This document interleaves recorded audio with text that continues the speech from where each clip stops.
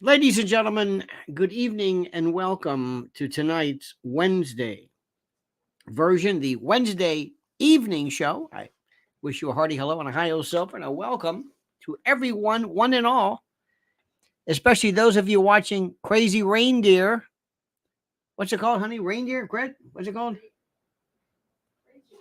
Reindeer, some reindeer.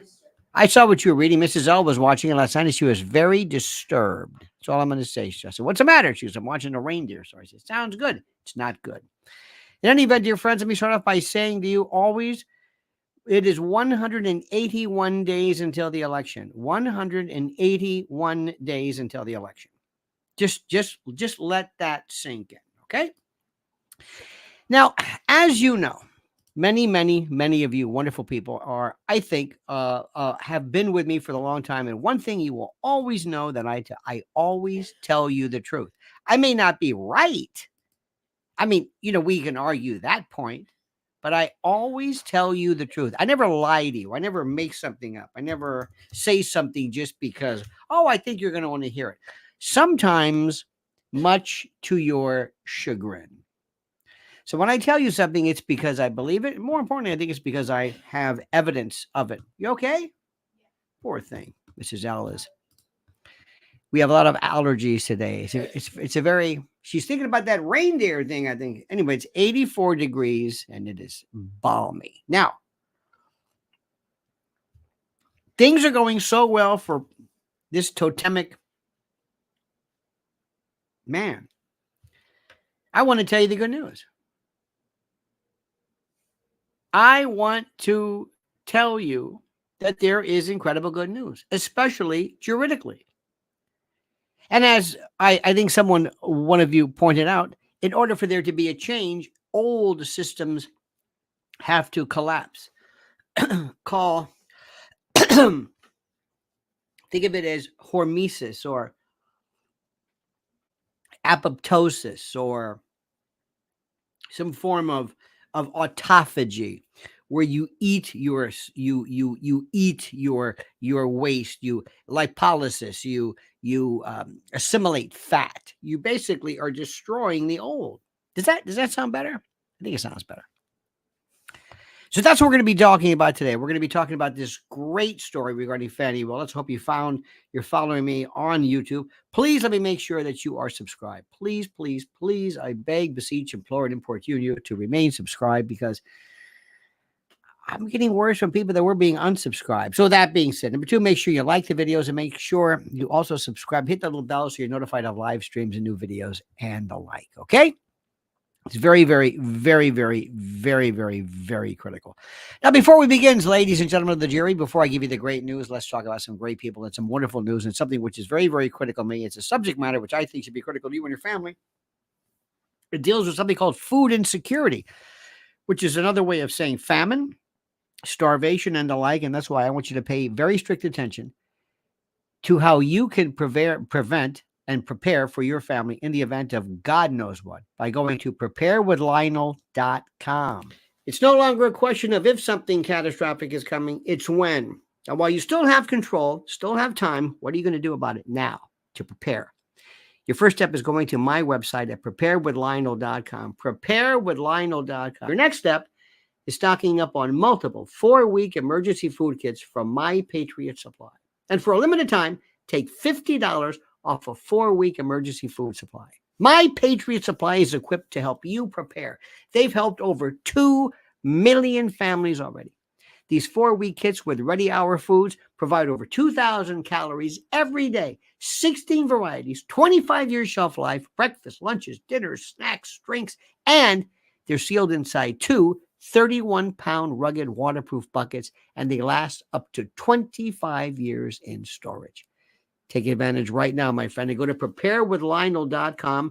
That's preparewithlionel.com. My friends, as we have been talking today, by the way, it was a day off in the world of the Trump world, because it's Wednesday, and as you know, there is no court on Wednesday. Some people had suggested one of the reasons why Judge Mershon had done this was because he wanted to get as many Orthodox Jews off because they would not be able to appear on Friday for Shabbat services and the like. I don't believe there's anything to that, but it was a very interesting and theoretical idea that was posited for you and yours. So let's think about that. Now, here is the great news. Ladies and gentlemen, I'm not one who is, I don't really believe in anything other than the obvious. I'd like to believe that there are good people. I would like to believe that there are good things. I would like to believe, but I kind of sort of don't. But every now and then, something gives me pause. Something says, you know what? Maybe the good guys are actually doing well. Maybe somebody up there likes him, to use that great Rocky Marciano, Paul Newman line. Today, the Georgia Court of Appeals granted and approved of an interlocutory appeal. That's an appeal that is taking place while a case is commenced. Normally, appeals are after the case is over. You appeal a final order. You appeal a judgment, a verdict, a what have you, after the case is over. This case really hasn't even started. I mean, it has. So this is an interlocutory appeal to the Georgia Court of Appeals, the appellate division, to review Judge McAfee's decision to, and this is important, to allow Fannie Willis to stay on the case so long as Loverboy, the garage door Loverboy, and Lothario, Mr. Wade, as long as he removes himself. For reasons, dear friends, I will never understand. For reasons that defy any and all logic. For reasons that confound and confuse like you cannot believe. Ladies and gentlemen, I am telling you that this Jadrul went on ABC and talked about himself separate and distinct from Fannie. Now, did this have anything to do with the decision? I don't know. It couldn't help. This man talked about the case from his point of view. He said, inter-office romances are a thing, are like apple pie. They happen. It's no big deal. What he did was he basically confirmed that there was a romance. It confirmed, he even called it love. He rekindled, redirected, and awakened new scrutiny and new people saying, wait a minute. Maybe this was a lot more serious than we had thought. You know what? Maybe. Maybe. And the next thing you know, the appeal goes through. Why this idiot did this, I have no idea. Because he looked at it from the viewpoint of him. I'm the victim. This is Nathan Wade. I don't like the fact that our love affair. I'll bet you anything. Fannie is saying, love, you idiot. What do you mean love? Love? This has nothing to do with love. What are you even talking about? Love? You dig what I'm saying? So that happened. So what's going to happen is simply this. This is the most important. It's going to go now before the court. They're going to be asking the question whether there was conflict of interest. Do you see what I'm saying? Now, I'm going to tell you what I think, and then I'm going to tell you I hope I'm wrong. What I believe is that there was not a conflict of interest regarding Fannie Willis. Why do I say that? Because a conflict of interest is when you have a stake in the result. You have a stake in the outcome. It's like having, it's believe it or not, it's the the requirement of standing. You know that you can't bring a case or a lawsuit or an appeal if you don't have standing. If you were involved in an accident, in a slip and fall at a Costco, and I bring a suit on behalf of you because you're my friend and I love you and everybody says, excuse me, who are you? Yes, I'm claiming you don't have standing. You have no stake in the case. You have no connection with this claim. Well, it's kind of like that. Does she have a stake in the claim? No. If, let's say, she was prosecuting Mr. Wade, that would have been a conflict of interest. If she was having an affair with one of the witnesses, that might be a conflict of interest. Something where the case itself is affected by a relationship.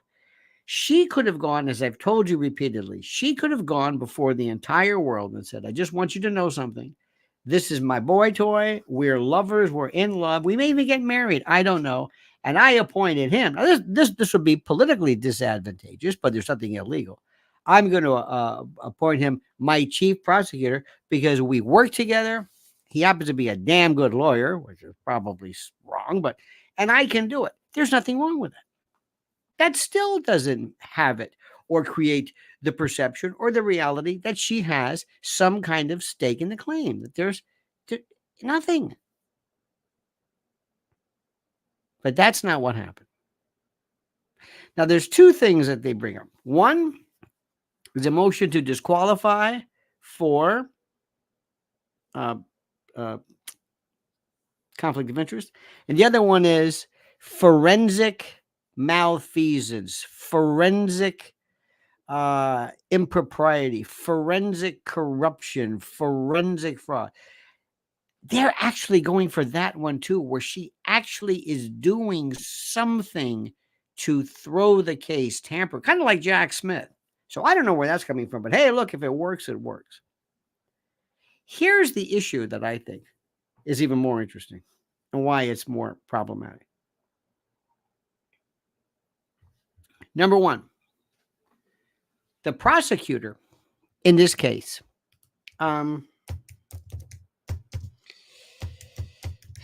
let's see, 75.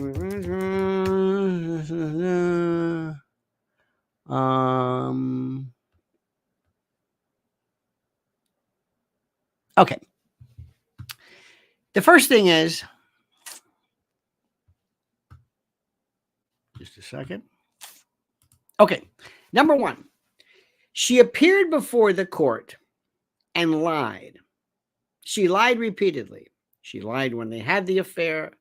She lied when they were having the affair, when they were romantically involved, when they were staying together, when they were involved in a romantic tryst.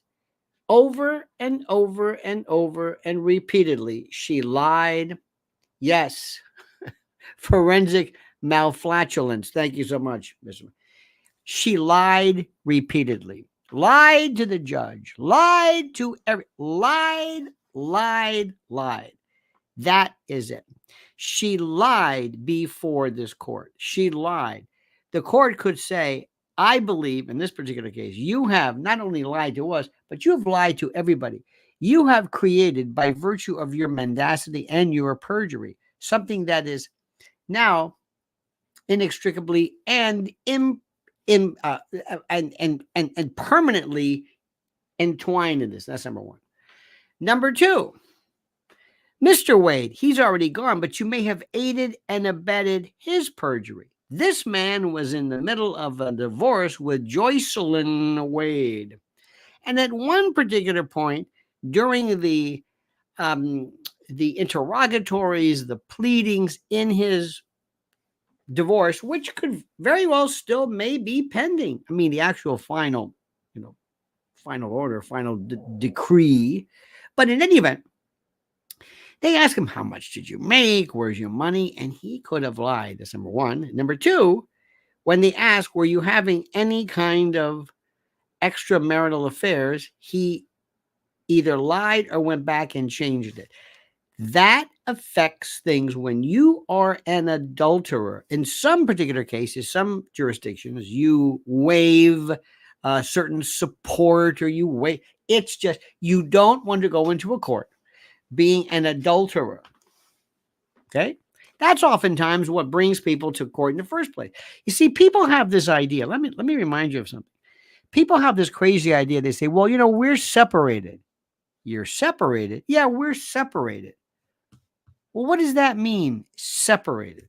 Now, sometimes there is an actual legal separation, which is used in fault states showing abandonment. Sometimes there's a case where in a fault state versus no fault. Most states are no fault for divorce. You go in, you say, is the marriage irretrievably broken? Are there irreconcilable differences? Yes. Have you been a resident of the state for 6 months? Good. Boom, boom, boom. You're out. You're done. You're finished. You're through. See ya. See ya. You're done. You are finished. You are through. You got it? Good. That's exactly the way it works. It's exactly the way it works. Very, very simple. However, in a fault state, you have to prove your case. You actually sue the other party. One person will normally sue. And it can be pain and suffering. It can be physical, abuse, abandonment, where there hasn't been intimacy, or they haven't lived together, or they've been separated, or whatever it is. Basically, kind of an abandonment. And many times, what they'll do is they will use that one because that's the most palatable. And the husband they'll either stipulate to it, or he'll move, or whatever. But legal separation and things like this, in many occasions in the States, they will say things like, you just can't say, I'm separated. Excuse me. It's like being separated as a parent. This is a legal relationship. This is a legal status. You just can't walk away from. You can't say, well, by the way, okay, fine. So she may have aided and abetted in some respects and been almost an accomplice to a number of lies and perjuries on his part. So that's a very serious thing. Okay? Very, very serious. Next, Terrence Bradley. Do you remember Terrence Bradley was the divorce lawyer? This was this confused man who sat in pain, and he thought about each question. He ruminated and thought about each question. He thought, what am I doing here? What am I doing here? There was a woman who was the chief. What is it? Lisa, I'll get it. Doesn't really matter. She is the chief, or one of the co-chief deputies in, I think, Cobb County, in the DA's office. She's there, and she hears Bradley on the phone somehow with Fannie Willis, and she's saying to him something like, they're trying to ruin us. You don't have to say anything. This is the district attorney, a vindictive, vexatious, absolutely arrogant, entitled, dear God. Now, he doesn't know what to do. He doesn't know. He seriously does not know what to do. He is now. Why is this important? What's important is, in my particular world, this sounds like something very famous. This looks like, or sounds like, a word that is, how do we say this? It sounds as though it's obstruction of justice. It sounds like it's witness tampering. It sounds like you're intimidating this guy. So that's another case. So we have perjury, aiding and abetting perjury in the case of Wade, obstruction of justice, forensic malfeasance, forensic, corruption, and that sort of thing, which I don't know how they're going to do that one. Plus, the court has lost any and all faith in the veracity of this woman. Remember her story. Well, did you pay him back? Oh, yeah, I paid him back. Yeah, I paid. It's a black thing. I paid him back cash. It's the most stupid thing anybody's ever said. He lied before the court. No, we haven't been there. They have this wolf trap, or whatever, this cell track system, where they show him going over there. Anyway, make a long story short, she is so tainted, so disgustingly pocked and contaminated forever. Nobody could ever in their right mind believe that what she's saying is even remotely true. So forget conflict of interest. She also has to go and ask, perhaps, if there's I hope somebody has filed bar complaints because she's lying. So here's the beautiful part. She's done. She's through. The fact that the court wants to hear this means they're inclined to grant it. Appellate courts don't hear cases they're not interested in. Supreme Court doesn't. They don't grant cert for half of the stuff. They're not interested in this stuff.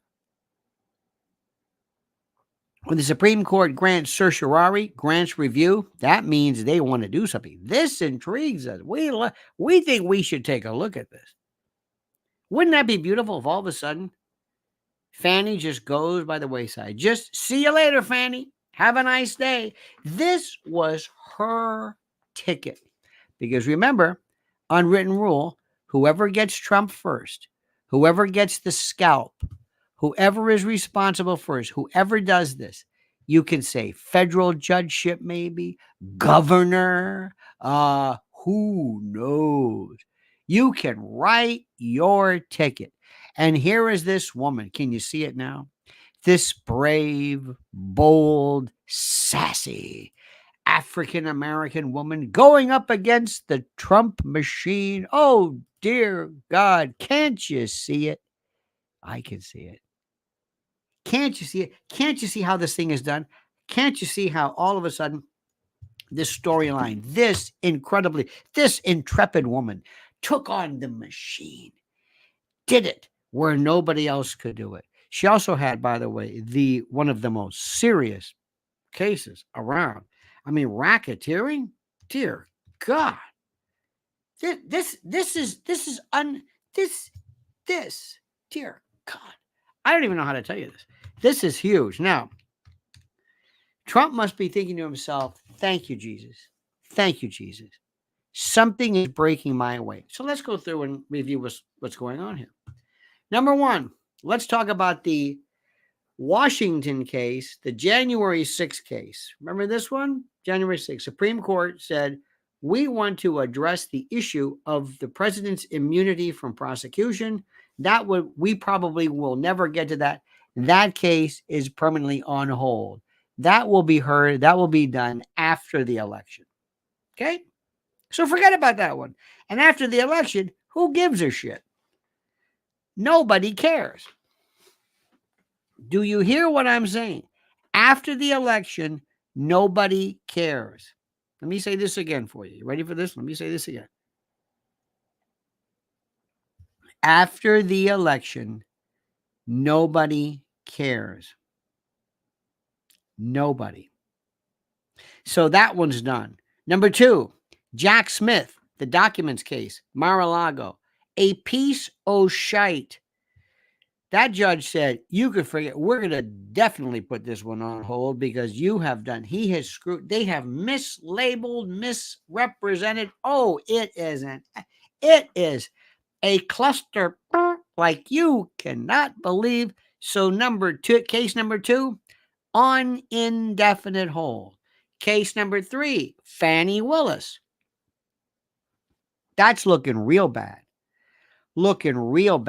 Okay? Remember, it's Republican governor, and I think they would love to clip her wings.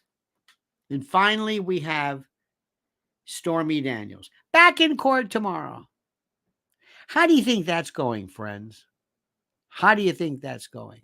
First and foremost, I'm telling you right now, as I've told you from the beginning, that I cannot tell you what a jury is going to think about something. And the reason why I tell you this is because I tell you the truth. These folks go on CNN and they say, listen, I'm going to say whatever you want so that you'll hire me as some kind of a paid contributor. But I'm not going to give you the truth because the truth is kind of boring and the truth is kind of over. I'm going to tell you the truth. Okay. I'm going to tell you what I think you want to hear. Okay? That's what I think. I'm going to tell you what you want to hear. I'm looking at this as a doctor. I'm telling you, I'm reading the results. I'm telling you, ladies and gentlemen, my dear friends, members of the conspiratorium, I don't know what the jury's going to think about this, but the bottom line is simply this. Let's say if they said the following: we hate Stormy Daniels, we hate Alvin Bragg, we hate, but this has nothing to do with the documents case, which we think they proved. So there you go. Let me say that again. Let me say that again so you understand. They could very well say, doesn't matter. It's an awful case. We hate her. Or they could say, we hate her. We hate what they're doing to him. And we didn't come in here even liking Trump. But this is an abomination. So you know what we say? Screw it. This is called jury nullification. What is that? That's when the jury says, I don't care. Or one juror says, I'm finding him not guilty. Yeah, but excuse me. I'm telling you right now, I'm finding him not guilty. I have reasonable doubt. But you haven't heard anything. I don't have to hear anything. I'm telling you right now, I'm finding him reasonable doubt. And that's the end of it. That is the end of it. Shut up. That's exactly how that works. That's exactly how that works. So we'll see what happens with that. Now, these other folks, they're talking about all this stuff about. I think Trump is doing terrific. I think, though, especially mothers and fathers, parents, especially if you have a young man, I want you to say, this is what happens when people lose their minds and they don't understand. Stormy Daniels is, if she were in any other circumstances, a serial killer, a gangster, a whatever you want to call it. She is out for one thing and one thing only: money. Herself. Stormy Daniels is a skank, soulless, dissolute, reckless. She will sell you. There isn't an ounce of honor in this woman's body. Nothing. And let me also tell you something. A lot of people don't realize this, but they look at this and, you can go back. Some of them may go back and they may say, let's see her IMDb. Let's see what these are. By the way, there are some of the funniest porn title puns that are out there. And I'm not going to sully the dignity of this assemblage by going through them, but they're very, very funny. So she's right there talking about this stuff, and she looks like just awful. Just horrible. Now, tomorrow, we get back to the case. We get with Necklace. Susan Necklace. Susan Necklace is this wonderful, she's the defense lawyer. She's the defense lawyer for President Trump. And she's got a real, serious take. She really, she's good. I like it. I like her. Susan Necklace. She's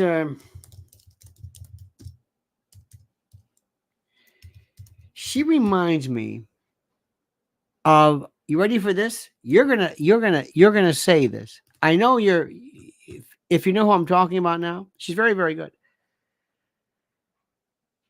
She is a dead ringer for Bob Welch. Remember Sentimental Lady, the original Fleetwood Mac, Bob Welch?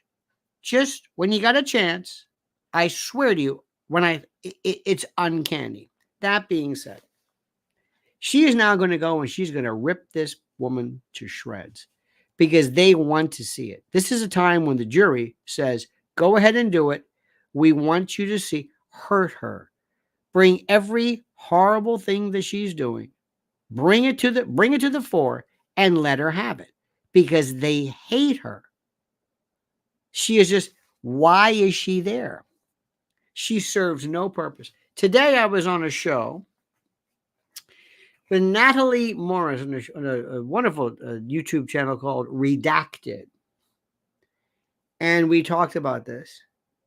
And it was very, very good. And I said, I don't understand under what theory is she even taking the stand for anything. Under what theory? What possibly could be the reason why she's even testifying? And what do these particular things, these events that she did, how do they in any way have anything to do with anything? Seriously, this is a documents case. This is a business fraud case regarding an NDA, not hush money, nothing illegal. And we've stipulated to the whole thing. Whether they had sex or not, it doesn't matter.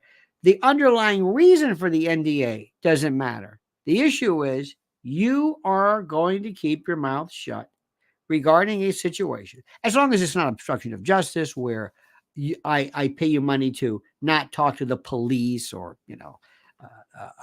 interfere with an ongoing criminal investigation. That's, of course, not prohibited. But there's nothing to it. And it doesn't matter what the subject matter is. It doesn't matter. Except this case, with a judge who pretends to scold the prosecutors after he lets it in.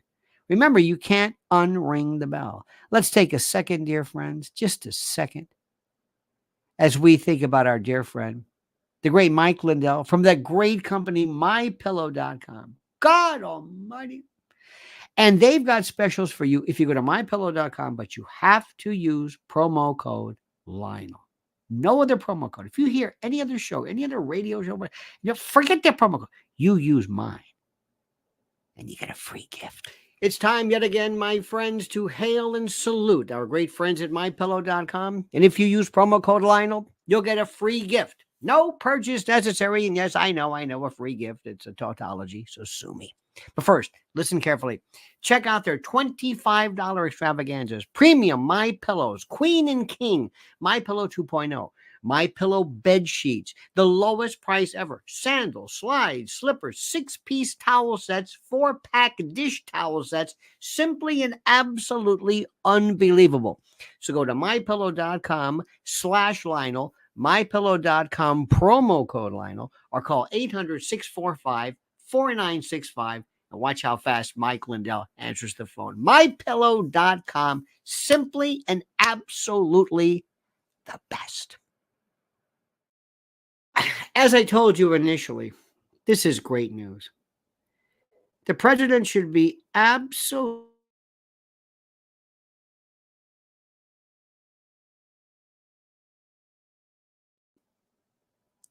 And it is so wonderful and so beautiful and so great to see everything that they're doing just falling apart. And I'm telling you, once they call it off, once they say, you know what, we've been through this before.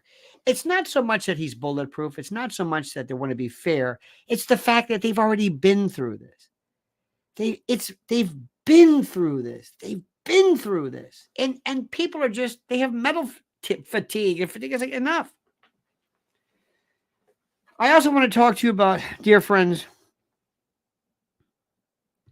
what is happening right now in the other world.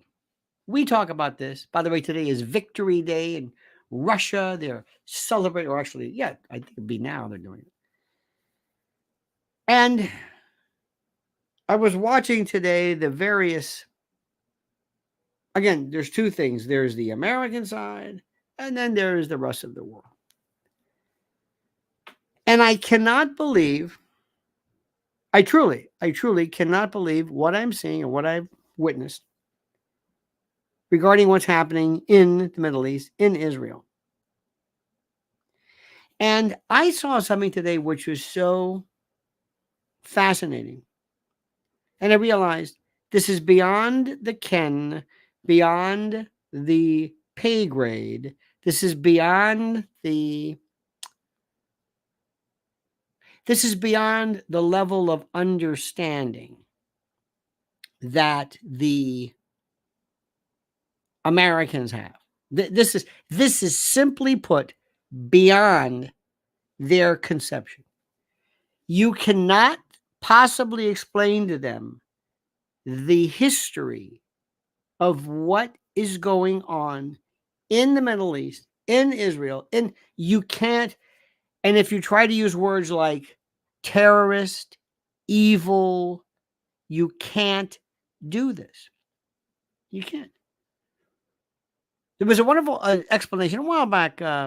Breaking Points, I think, is just terrific. And Sagar and Jetty or any Sagar and Crystal, he gave one of the best stories, one of the best histories of Israel from 1948, 1949, all the way through today. 67, Intifada, Lebanon. You just it is a just to see colors and to see 67 and the Sinai. I mean, we're not used to this. We're not used to this. We are not used to this. We are looking at this thing. And Americans say, who's the bad guy? Hamas is the bad guy. Hamas is simply the bad guy. Let me ask you a question. Do you believe Hamas is the bad guy? And do you believe they think of themselves as being the bad guy? Yes or no? Do you, honest to God, believe? Do you see them? Do you think? Do you believe? Do you honestly believe that they're just bad? They're bad people and they were put on the planet and they have no claim to anything. They're just terrorists and they're there just to mess with Israel. They want to destroy Israel. They hate Israel. It's in their charter. And they are put on this planet to get Israel. And all of the people in Gaza, all of the men and women and children and old people and young are merely rubes and agents and confederates of Hamas. There is nothing. They have no position. The Palestinians have absolutely no say whatsoever. This has been decided. That's it. They have not suffered. They have not been killed. This is not an open air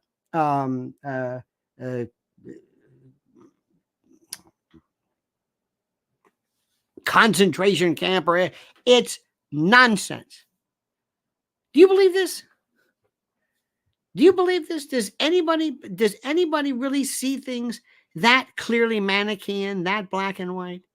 Do you understand? Do you see this? Do you I watch everything I can get my hands on. And what you see on the internet, as it were, is so incredible.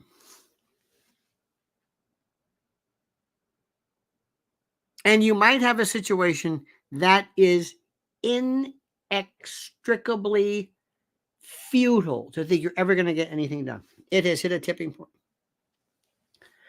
And they are not going to decide anything anymore. There almost is, I don't know if this is true, there almost is no Gaza. We don't hear you're not going to hear anything from Fox News. But what do you think these people are going to do? They're going to say, okay, I'm telling you, I can understand a lot of things. And I'm very good at seeing both sides. I swear to you. And I understand that life is filled with obfuscation. There are very, very few things where certain things do not have a different side. For example, child abuse, child trafficking, human trafficking. There really is no, well, let's see it from their point of view. Very, very. In law, we have two types of offenses: malum, M-A-L-U-M, prohibitum, and malum in se. Malum prohibitum is a law that is wrong because we say it's wrong. Red lights and whatever it is. Okay, fine. The other issue of this is malum in se, wrong in and of itself. Rape, murder, mayhem, robbery. It's wrong because it's wrong. And that's kind of the stuff that a lot of people see.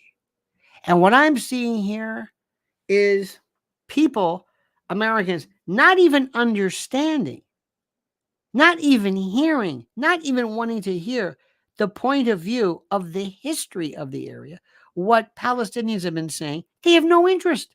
They're made out to be these crazed, radicalized kafia Karens who are screaming and yelling, and they conflate some guy spray painting a World War One monument with the entire cause. Sparky says Hamas was on the payroll of Israel and the U.S. Are they a Frankenstein monster run amok?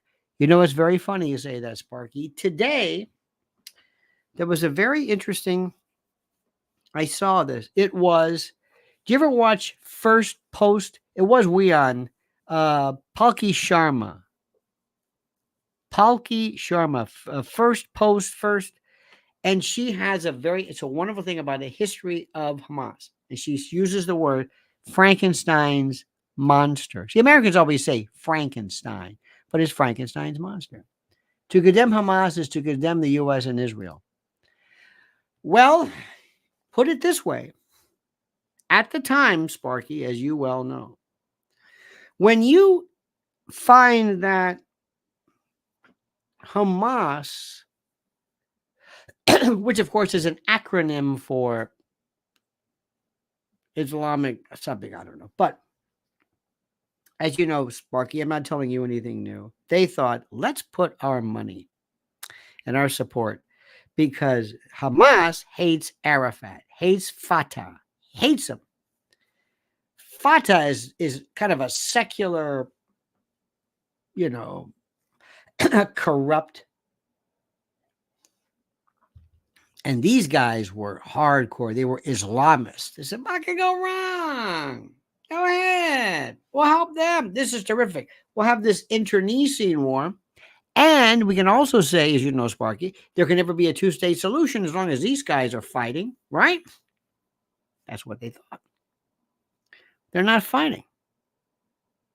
They're not fighting each other. They're like this. It blew up. Do you remember when the Zbigniew Brzezinski, he had, pardon my French, a hard-on for Russia. That was it. He was the Polish prince, and he hated Russia. He said, I'm going to give them their Vietnam. Afghanistan is going to be, I'm going to get them. And they said, well, what about, because I don't care. And they said, Zbig, you can't fund and support these crazy people. These are crazy people. People like Al-Qaeda. Al-Qaeda's our term, by the way. These are Islamists and Taliban and Northern Alliance. You don't even know who these people are. You're giving them money and weapons and just to get Russia. He didn't care. They said, well, they're going to turn around and you're going to, how did he say this? They're going to use this firepower against Israel or something along those lines. And they said, that's like a mosquito bite or a pinprick or something. He gave some form of dismissive, who cares? And look what happened with that. Now, I want to know whether you believe. I personally do not believe anything. I do not believe anything. I do not believe in good guys and bad guys. I don't. As Mearsheimer says in realism, it's all about power. There is no hierarchy. This is anarchy. Every country knows that when it's in trouble, it cannot call 911. It has nobody but itself. And every country wants to maintain its own power. There are no such thing as good guys and bad guys. None. Sorry. And when people have said terrible things about Israel, Israel has said terrible things about them. We have said terrible things about this one. This one says terrible things about this one. I mean, we and you must demonize people. The complexity of this.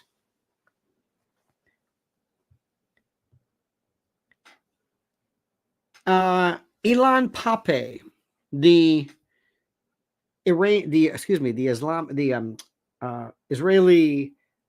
intellectual and certainly anti-Zion, talks about de-Zionization. Can you understand this? This is what's being discussed. And Israel is saying, what? The de-Zion, an undoing, a reversal, an abrogation, a rolling back of 1949 and 242 or whatever. What? This is what they're talking about. This is an inextricably complicated situation. Now, in the meantime, what are you supposed to think about people who protest? What they are doing is the mainstream media are saying, you see that snotty kid there? That's Hamas. Hamas is not to be taken seriously. Hamas is evil. These people are full of shit. They don't know what they're talking about. They're spoiled. Victor Davis Hanson, I could not believe what I heard. My God, did they buy this man's soul? I couldn't believe what I was saying.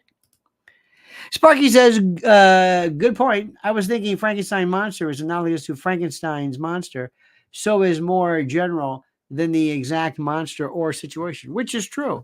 And the idea being when you create something, and remember, but to be fair, Frankenstein was really the monster was really a good guy. There was no problem. Remember the little kid and you want to show him the flower and it was about us. We were the monster, not the monster. The world is a balance of inextricably incomprehensibly complicated interconnections. You've got to balance that. You've got, imagine good bacteria, bad bacteria, gut bacteria, E. coli, lactobacillus, Monilla, candidiasis, yeast infections, balance. It's like, holy God, one imbalance. Everybody's got to coexist. Pray to God things work fine. Pray to God you don't have an autoimmune system problem. Pray to God that you have enough of that mucosal lining in your stomach so that your gastric juices, the hydrochloric acid, don't eat your stomach. Thank God. There's balances. Thank God that cellular division stops. Because if it doesn't, that's called cancer. That's called a neoplasm. There's a balance here. That's the world. Ladies and gentlemen, Johnny Maz says talk radio is finished. One radio station in New York is constantly talking about Nazis and anti-Semitic. All stations are unlistenable. You are the only one with sanity. I thank you. Johnny, thank you as well. There's no... I've got to explain something to you. If you use the word Nazi in the course of any of your thing, you better really know what you're talking about. You better really, really know what you're talking about. That's all. Because if you use it, and if you use that particular period of history as your explanation for everything, you are going to bring about more problems than you could ever imagine. Same thing with words like, or ideas like slavery. Hang on a minute. The only true Frankenstein's monster is Peter Boyle. Well, I'm sorry. He was very good, of course, Young Frankenstein, but I loved Boris Karloff was it. Wasn't that scary when you were a kid? Remember that Frankenstein's monster? Remember in Young Frankenstein, it was Gene Hackman who played the blind. He said, I want to be in this movie. And he said, I don't care if you use my name. I don't care if anybody knows who. I don't think people knew it was Gene Hackman. But the very first thing is you've got to understand something. You got to ask, is there anybody else? Is there anybody out there who is truly evil, who thinks they're evil, who are despotic? Was Mao evil? Was Stalin evil? And when you say though I hate the word evil because you're creating something around it, which I find to be you're romanticizing what is happening. You're treating it differently. It's a very simple thing. It's a very simple thing. There are people who do an occasional bad thing, but they're not. They've got families, and they don't get up in the morning and say, "I'm evil." They don't get up and slap their kid and kick their dog and set things on fire because they're evil. They are sadists. And then there are people who get involved in the notion of who run countries. Remember one time they asked Stalin about the Pope, about how powerful the Pope was, and Stalin says, "How many divisions does he have?" Do you think John? Let me just explain something to you.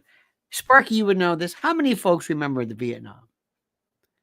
Do you know that there were people in Vietnam who said, "What are we doing?" Sparky says, of course, he says, "Kidding, of course, I agree with you, Boris Karloff." Because of this simplicity.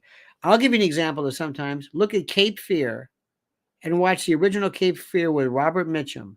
Scares the hell out of you. With Gregory Peck, and there was no cursing or whatever. Look at Sexy Beast with Ben Kingsley. One of the most frightening people. But let me go back to something, which is very, very interesting. This notion of how people work and evil and all this other kind of jazz. During the Vietnam War, there were people in Vietnam, innocent people, who were out in their fields. They were the most resilient people for thousands of years. Historically, they were taken over. They're kind of like the Sicilians by the Chinese, the French. Horrible. And yet they fought back and they wanted independence. Ho Chi Minh comes along and he says, "Please." He wanted to base their constitution on ours. Remember, he was a dishwasher somewhere in the Bronx. He had no. And if we left him alone, he wouldn't bother us. And the question is, you can't say this, but if I could create a parallel universe in Israel and say, in this Israel, I have this country where they don't do anything to the Gazans, the Palestinians, where they're left alone. And if there's a problem, they'll deal with it. But there is no, encirclement. There's no containment. There's no nothing. There's no battles. We don't fight. We don't shoot. There's no deprivation. There's no nothing. We always are worried about stuff. But what would that look like? What if we said, you know what, we're going to just stop this. We're going to let these people, or Gaza, you can do whatever the hell you want to do. Period. We're not going to keep you locked in air and sea and the whole bit. Well, what would happen? What if somebody said, we're really going to try our best to actually get along, and we're going to stop using it. We're really going to do it. Is it even possible? Of course it's possible. Of course it is. L.J. Jackson says, nobody freaked me out more than Vincent Price. You know what's interesting about that, L.J., and I thank you for that, for your kindness. Christopher Lee, remember the other, was it Cushing? Peter, what was his name? The people that always scared me in movies, and I say this now, and I'm not, and you think I'm kidding, are people who are normal, who seem normal, who are able to do things that when BTK and Green River Killer and other people did some pretty nasty stuff, they blended in perfectly. Albert Fish, oh my God, Albert Fish. And the thing that got me the most, the one I'll never forget, because I've seen this before, And I've seen this professionally, and I've seen somebody. Who was it? What's that thing called? Reindeer? It's about the stalker. Baby reindeer. When Glenn Close switches and says, I will not be ignored, I swear to God, that was as oh boy, are you in for it now? Johnny Mass says Colin Powell should can the My massacre. Yeah, well, I kind of understand why. Remember, Johnny, during that particular period of time, going back to Vietnam, we were saying, yay, go, baby, go. Here's Bob Hope, and he's supporting the troops. And the next day, they're going to go on in the troop, and they're going to go on, they're going to kill people, and they're going to go into villages and set hooches on fire, and they raped women and did terrible things. Not all of them, certainly not all, but a lot of them did. Because that's war. That's what happens during war. That's this terrible thing. And we sat back and we said, yay! We didn't want to know this. And what did we say? Well, if it happens, it happens. Hey, look, we're doing a good job. We didn't know the first thing about it. We got to support our troops. What are they doing? Who cares what the hell they're doing? We got to support our troops. I never forgot that. Never forgot that. And by the way, going back to the scary thing again, one of the things which people have to understand is what makes something scary. And it's the monster. And the monster is when it's the first thing kids have to understand when you say, what is the monster? Can't see it. You're not really sure what it wants. It's just, it's chimeric, so to speak. It's this frightening thing. It's been a part of humankind since the beginning. And the scariest monster there is the one that works, that lives within you. It's the one you're wondering, there's a killer on the loose. When they're looking for the Boston, strangler, where is he? What does he look like? He could be anybody. He could secrete. It's fascinating. What was also scary about that it looked like us. That's the thing. You see, to me, Vincent Price was that kind of creepy with the voice and all. Well, he's basically announcing to everybody, hey, I'm a creepy guy. Just like Hannibal Lecter.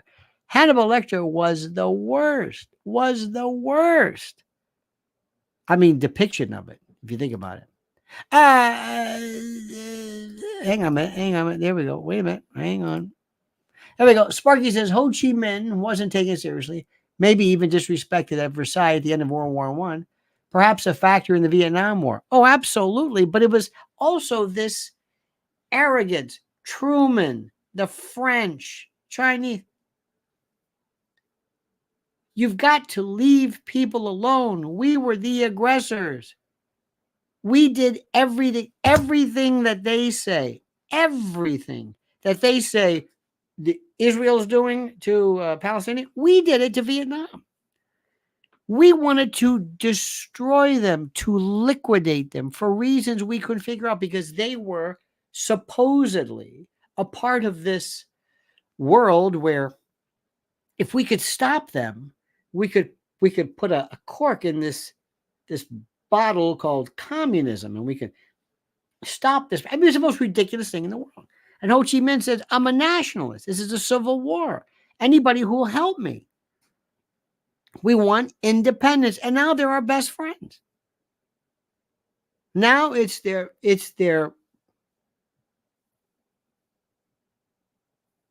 everybody that told me, everybody I ever talked to from Vietnam, they all said one of two things. So whenever they landed, wherever the hell it was, the first thing was the stifling heat.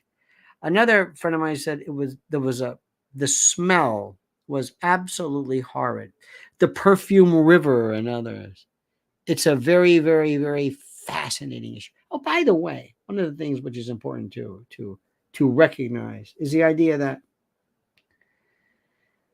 in order to do all this stuff that we're doing, you've got to be able to pull yourself out of the equation and look down on it as though you're from another planet, looking at different sides and ask yourself, what are they doing?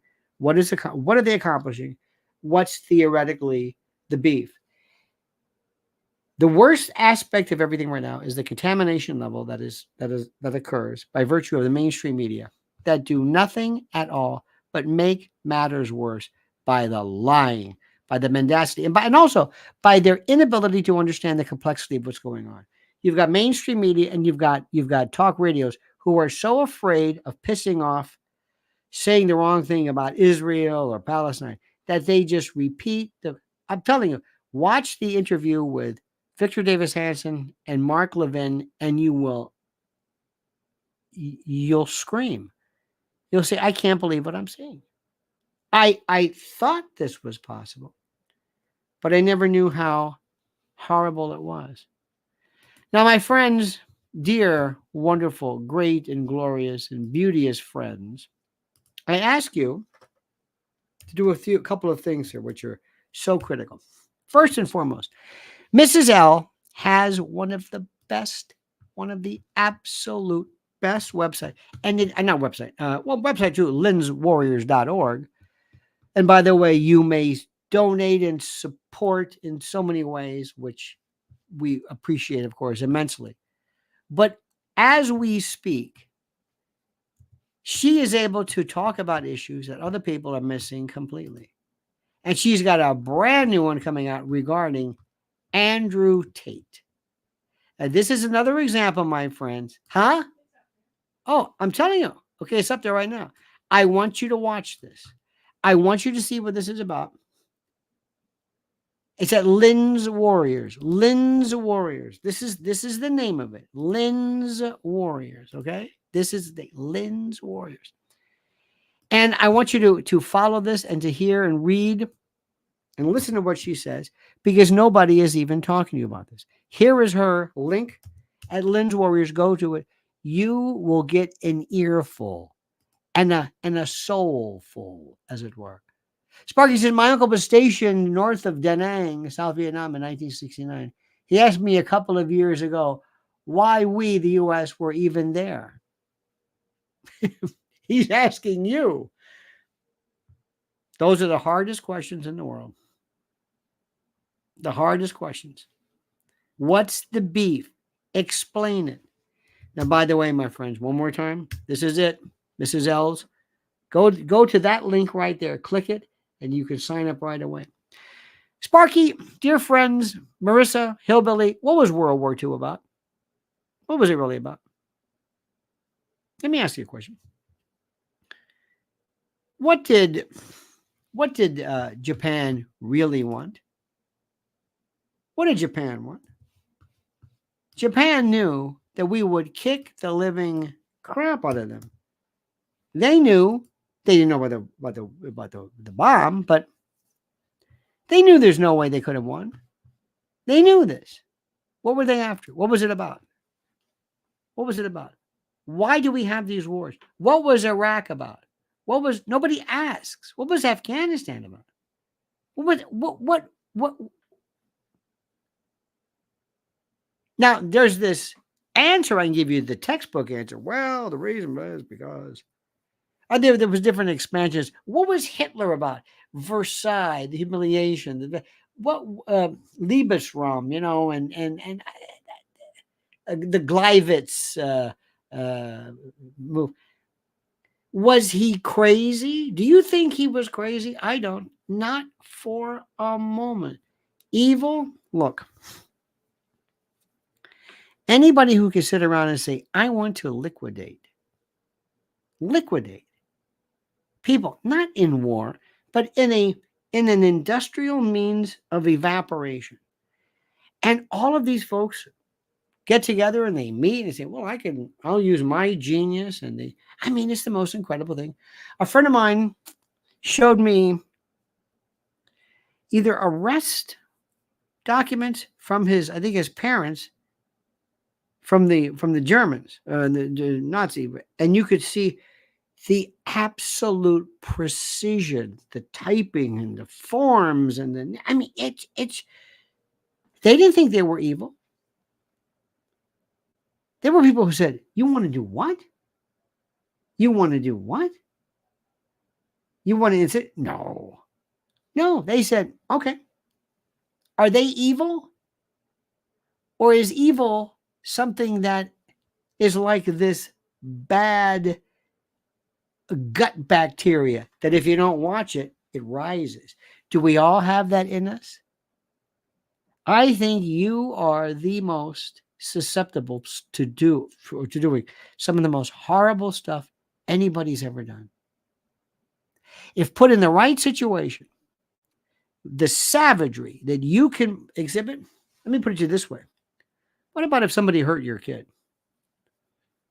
Let's start with that one. It's not even funny. There is a thing in you that's atavistic.